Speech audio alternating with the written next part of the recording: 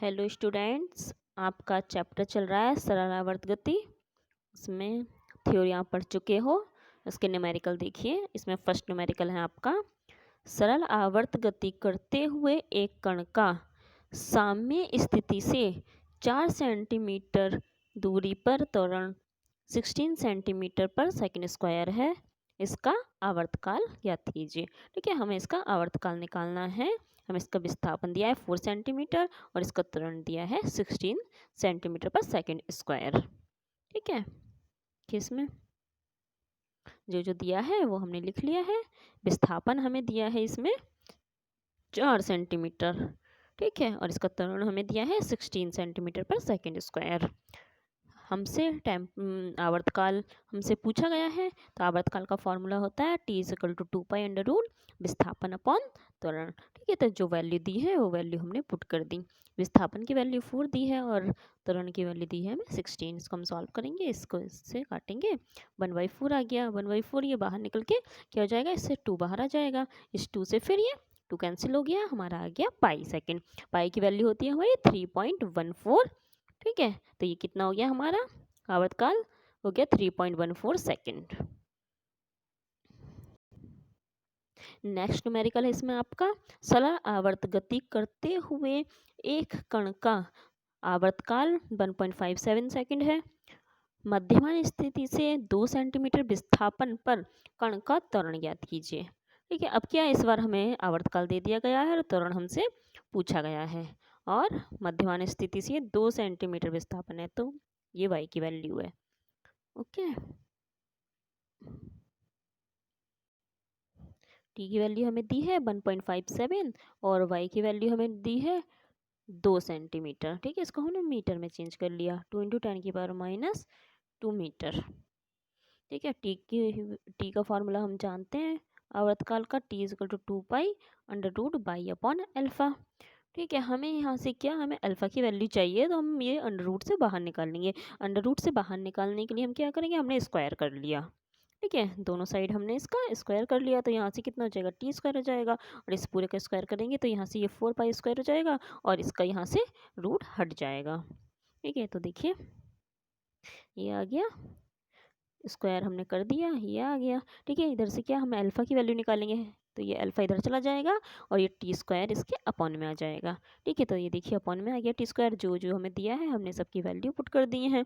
ठीक है, यहाँ से इसका स्क्वायर करेंगे तो ये 4 हो गया, पाई का स्क्वायर करेंगे 3.14 पाई की वैल्यू होती है, इसका स्क्वायर करेंगे और ये बाई की वैल्यू हमने रख दी, और नीचे क्या है, नीचे हमारी t की वैल्यू है, इसका हमें स्क्वायर करना है। ठीक है, जब हम इस पूरे की इन सब वैल्यू की कैलकुलेशन करेंगे तो हमारा यहाँ से आएगा 0.32 मीटर पर सेकंड स्क्वायर। ठीक है, नेक्स्ट देखिए। नेक्स्ट क्वेश्चन इसमें आपका, सरल आवर्त गति करते हुए एक कण का आयाम 0.02 मीटर तथा आवर्ती 50 हर्ट्ज है। कण का अधिकतम त्वरण ज्ञात करना है हमें। आयाम हमें दिया है, आयाम दिया है हमें, और आवर्ती दी है, त्वरण हमसे पूछा गया है। ठीक है, तो देखिए इसको, जो जो दिया है वो हमने लिख लिया है। ए की वैल्यू हमें दी है, एन की वैल्यू हमें दी है, अल्फ़ा हमसे पूछा गया है। ठीक है, तो हमें ऐसा फॉर्मूला लगाना है जिसमें इन सब का इनका यूज़ हो, अल्फ़ा का। ठीक है, तो इसमें ये फॉर्मूला जानते हैं हम, α=a ω² a। ठीक है, तो ω हम जानते हैं 2πn होता है। ठीक है, ये वैल्यू हम यहाँ पुट करेंगे, एन की वैल्यू हमें इसमें दी है, ये दी है, ये हम यहाँ पर पुट करेंगे। यहाँ पुट करके हम ओमेगा की वैल्यू निकाल सकते हैं। ठीक है, आगे देखिए, हमने इस फॉर्मूले में ओमेगा की वैल्यू रख दी है, 2πn होती है, इसका स्क्वायर, और बाहर है कितना, a है। अब इन सब की वैल्यू रखेंगे। ठीक है, चल इसका स्क्वायर कर लिया हमने, इतना आ गया, ये का a है। अब इन सब की वैल्यू हमने यहाँ पुट कर दी। तो इनकी वैल्यू पुट करने के बाद इनकी कैलकुलेशन करेंगे तो ये आएगा हमारा 20π² मीटर पर सेकंड स्क्वायर। ठीक है, तो हमारा त्वरण आ गया इतना। यहाँ पर हम π² की भी वैल्यू, पाई की वैल्यू रख के 3.14 रख के भी कैलकुलेशन कर सकते हैं, और हम यहाँ पर भी आंसर इसका छोड़ सकते हैं। ठीक है, नेक्स्ट देखिए इसमें,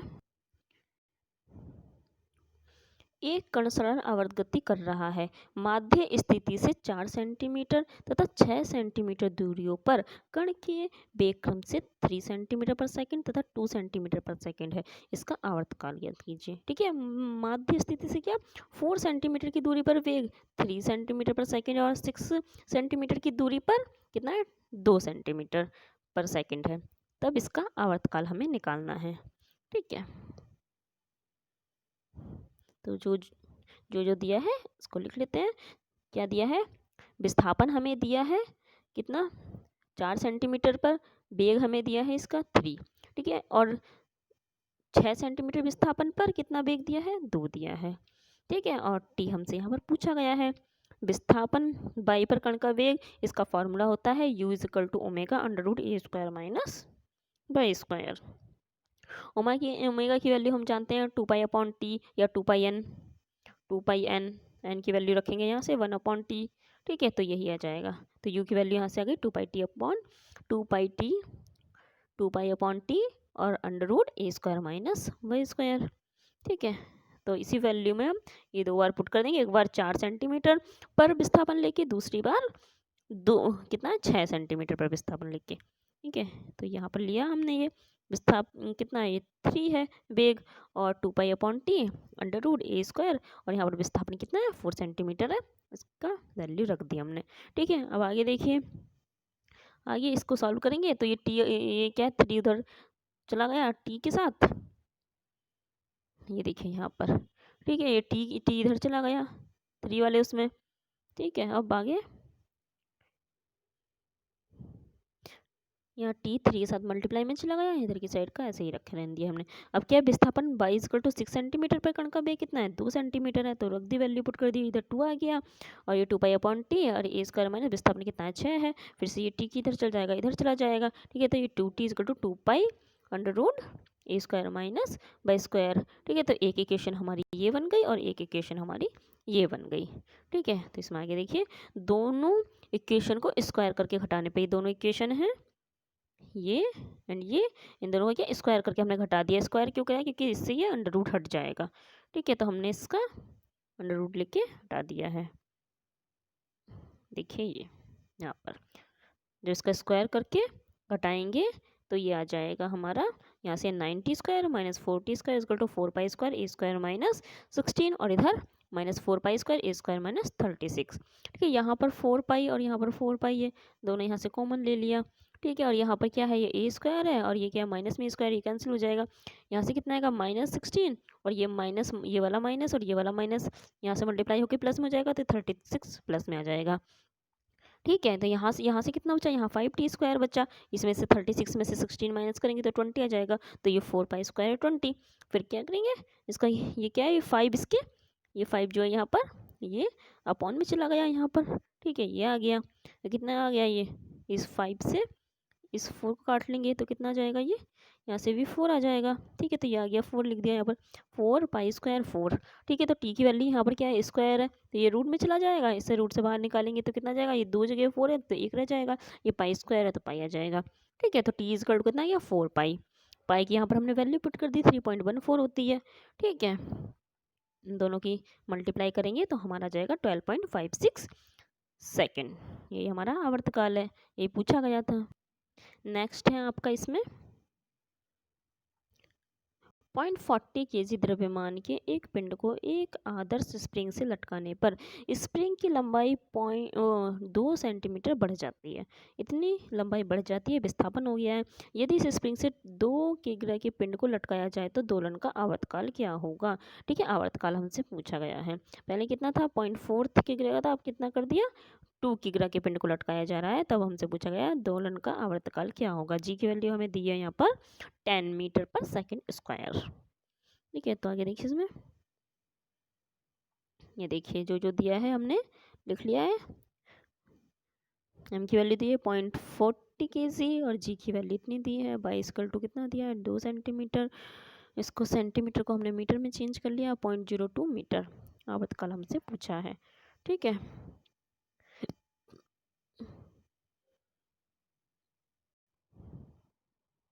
ठीक है, स्प्रिंग कांस्टेंट हम जानते हैं कि is equal to F upon Y होता है। ठीक है, यहाँ से एफ की वैल्यू हम जानते हैं ये एम जी है। ठीक है, एम की वैल्यू कितनी है 0.40 दी है, एंड जी की वैल्यू भी हमें दी है 10 सेंटीमीटर, बाई की वैल्यू भी हमें दी है 0.02 सेंटीमीटर। यहाँ से के की वैल्यू हो गई 200 न्यूटन पर मीटर। 2 kg के पिंड को लटकाया जाए तब, अब कितना था ये 0.40 था, तब अब क्या है 2 kg के पिंड को लटकाया जाए तब आवर्तकाल कितना होगा, तब आवर्तकाल t is equal to 2 pi under root m upon K, ये फार्मूला होता है। तो 2 पाई, अब कितना कह रहे हैं, 2 kg का पिन लटकाया जा रहा था, 2 kg लगा दिया हमने, के की वैल्यू अभी हमें निकाल ली है 200। तो यहाँ से इसको काटेंगे तो 1/100 रह जाएगा। इस 100 को रूट से बाहर निकालेंगे तो 10 आएगा। ठीक है, इस 2 से ये इस 5 इसके 10 को काट देंगे तो ये जब पाई बाई 5 होगा, पाई की वैल्यू है 3.14।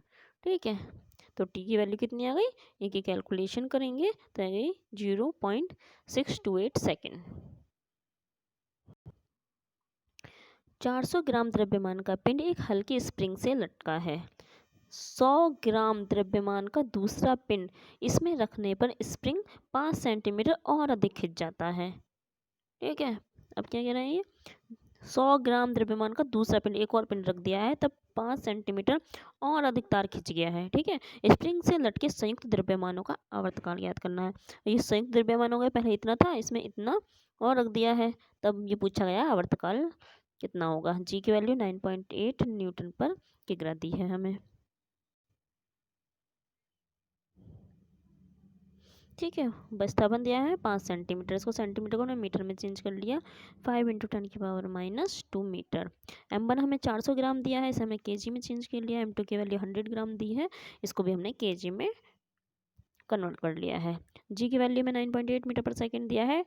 t हमसे पूछा गया है आवर्तकाल। स्प्रिंग बल नियतांक हम जानते हैं k = F/y होता है, f की वैल्यू mg/y। ठीक है, तो यहाँ पर इन सबकी वैल्यू पुट कर दी 100। के क्या है, स्प्रिंग बल नियतांक है। बाद में क्या किया है ना, 100 ग्राम का क्या कहा है, दूसरा द्रव्यमान रखा है, तभी तो वो खिंचा है, तो इसमें क्या हो गया, उनकी वैल्यू कितनी लगाएंगे 100, 10⁻³ kg में चेंज कर लिया है।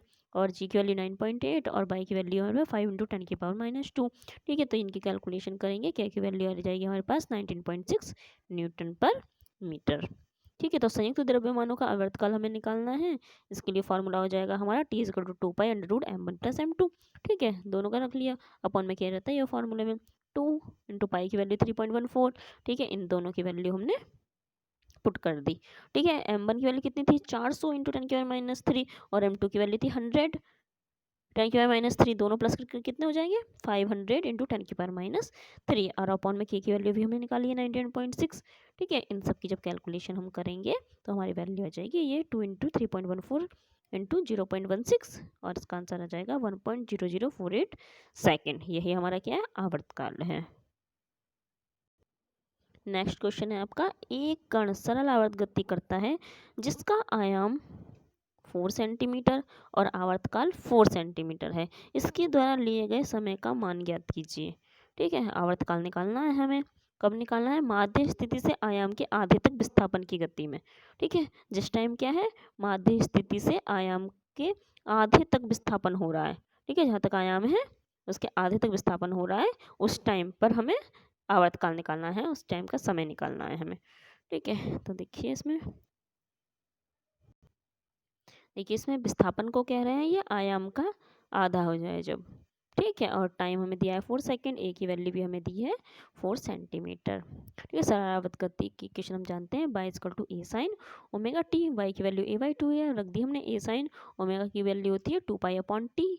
ठीक है, और ये यहाँ पर t है, ये टाइम है, और ये क्या है, आवर्तकाल है। ठीक है, हमसे यहाँ पर पूछा गया है, हाँ हमें इसमें टाइम पूछा गया है, कितना टाइम लगेगा, इसमें आवर्तनी काल नहीं पूछा गया है। ठीक है, आवर्तकाल तो हमें इसमें दिया है, ठीक है 4 सेकंड दिया है, हमें इसमें पूछा गया है टाइम पूछा गया है, इसमें आवर्तकाल नहीं पूछा गया है। ठीक है बच्चों, इसमें हमसे पूछा गया है टाइम। ठीक है, आवर्तकाल नहीं पूछा गया है, आवर्तकाल तो हमें दिया है 4 सेकंड। ठीक है, तो आवर्तकाल की वैल्यू हमने लगा दी यहाँ पर 4 सेकंड, और ये ए से ए कैंसिल हो गया, यहाँ पर 1/2 रह गया, = sin 2 पाई/4t। इस 2 से ये 4 कैंसिल हो जाएगा, तो यहाँ आ जाएगा नीचे 2 आ जाएगा। ठीक है, तो 1/2 = sin π/2 एंड t। अब साइन में हमें साइन हटाना है इधर से, तो इधर की वैल्यू को हम साइन में कन्वर्ट करेंगे, तो साइन क्या है 1/2 वैल्यू होती है साइन 30 की, साइन 30 को क्या लिख सकते हैं, साइन π/6। ठीक है, तो साइन π/6 = हमारा आ गया साइन π/2 t। ठीक है, तो साइन इधर भी है इधर भी है, साइन दोनों साइड से हट जाएगा, यहाँ से कितना आएगा π/2 और यहाँ से आ जाएगा π/2 × t। ठीक है। अब यहाँ से पाई कैंसिल हो जाएगा, इस 2 से इस 3 को कैंसिल कर जाएंगे तो यहाँ कितना आ जाएगा, 6 को कैंसिल कर जाएंगे, 2 3 जा 6 होते हैं। ठीक है, तो t इक्वल टू कितना आ गया, इस वाले t की वैल्यू कितनी आ जाएगी, 1/3 आ जाएगी यहाँ से। तो t इक्वल टू, देखो ये कैलकुलेशन करके यहाँ दिखाइए, t इक्वल टू हो जाएगा 1/3 सेकेंड। ठीक है, ये हमारा आंसर है।